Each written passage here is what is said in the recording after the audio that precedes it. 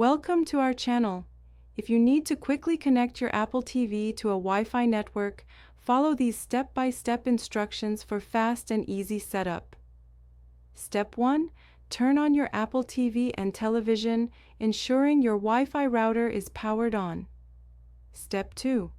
From the Apple TV home screen, navigate to Settings using your Siri remote. Step 3. In Settings, select Network to view connection options. Step 4.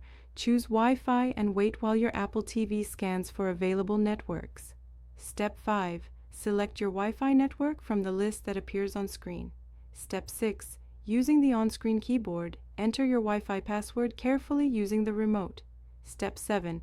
After entering the password, select Done or Submit to connect. Step 8. Wait for the connection to establish. A checkmark will appear next to your network name when successfully connected.